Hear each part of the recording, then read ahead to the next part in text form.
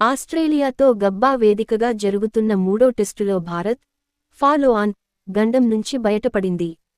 టెయిలెండర్లు జస్ప్రీత్ బుమ్రా 10 27 బంతుల్లో 1 సిక్స్, ఆకాశ్దీప్ 27 31 బంతుల్లో 2 ఫోర్లు 1 సిక్స్, 10వ వికెట్కు 39 పరుగులు జోడించి ఫాలో ఆన్ నుంచి కాపాడారు. నాలుగో రోజు ఆట ముగిసే సమయానికి టీమిండియా 252/9 స్కోరుతో ఉంది. 213 పరుగుల వద్ద రవీంద్ర జడేజా 77 అవుటవ్వడంతో భారత శిబిరంలో గుబులు మొదలైంది. ఫాలో ఆన్ తప్పించుకోవాలంటే 33 పరుగులు చేయాల్సిన స్థితిలో బుమ్రా, ఆకాశ్ ధైర్యంగా క్రీజులోకి నిలబడి ఆసీస్ బౌలర్లను సమర్థవంతంగా ఎదుర్కొన్నారు. ఆట ముగిసే ముందు చివర్లో ఆకాశ్ దీప్ కొట్టిన సిక్స్ మ్యాచ్కే హైలైట్గా నిలిచింది. బుమ్రా కూడా కమిన్స్ బౌలింగ్లో ఓ సిక్సర్ బాదాడు. దీంతో ఈ జోడీపై ఇప్పుడు ప్రశంసల వర్షం కురుస్తోంది.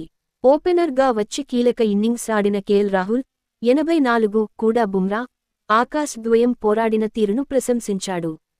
భారత్ ఫాలో ఆన్ తప్పించుకోవడానికి చేరువయ్యాక వీరికి డ్రెస్సింగ్ రూమ్ నుంచి కెప్టెన్ రోహిత్, కోచ్ గంభీరో మెసేజ్ పంపారని రాహుల్ తెలిపాడు. లోయర్ ఆర్డర్లోని బ్యాటర్లు విలువైన పరుగులు చేయడం చాలా బాగుంది. బ్యాటింగ్లో రాణించడానికి బౌలర్లు తీవ్రంగా శ్రమిస్తారు. బుమ్రా, ఆకాశ్లో చిన్న భాగస్వామ్యం నెలకొల్పడం మంచి విషయానికి. ఫాలో ఆన్ నుంచి బయటపడటం అనేది కీలకమైనది. మ్యాచ్కు వర్షం అంతరాయం కలిగిస్తుందని తెలియడంతో అప్పటివరకు వికెట్ కాపాడుకుంటే సరిపోతుందని బుమ్రా, ఆకాశ్ భావించారు. అదే విధంగా ఆట ముగిసింది. చివరి అరగంటలో ఆట రసవత్తరంగా సాగింది.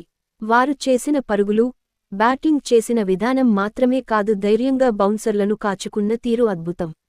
కొన్ని షాట్లు కూడా ఆడారు. ఇది వారితో పాటు జట్టులోని మిగతా ఆటగాళ్లకు చాలా ఆత్మవిశ్వాసాన్నిస్తుంది అని రాహుల్ పేర్కొన్నాడు. ఆకాశ్ షాట్లు ఆడటంతో టీమిండియా ఫాలో ఆన్ తప్పించుకోవడానికి చేరువయ్యాక ఆకాశ్ షాట్లు ఆడాడు. దీంతో దూకుడు తగ్గించి సింగిల్స్ రాబట్టాలని బుమ్రాతో పాటు ఆకాశ్ డ్రెస్సింగ్ రూమ్ నుంచి కెప్టెన్, కోచో మెసేజ్ పంపారని రాహుల్ వివరించాడు. ఇది చాలా సులభం. ఆ పరుగులను సాధించడానికి ప్రయత్నించండి. అలా అని బౌండరీలకు ప్రయత్నించాల్సిన అవసరం లేదు. షాట్లు ఆడతారనే ఉద్దేశంతో ఫీల్డర్లను దూరంగా మోహరించారు. సింగిల్స్ తీస్తే సరిపోతుందని డ్రెస్సింగ్ రూమ్ నుంచి మెసేజ్ వెళ్ళింది అని రాహుల్ తెలిపాడు.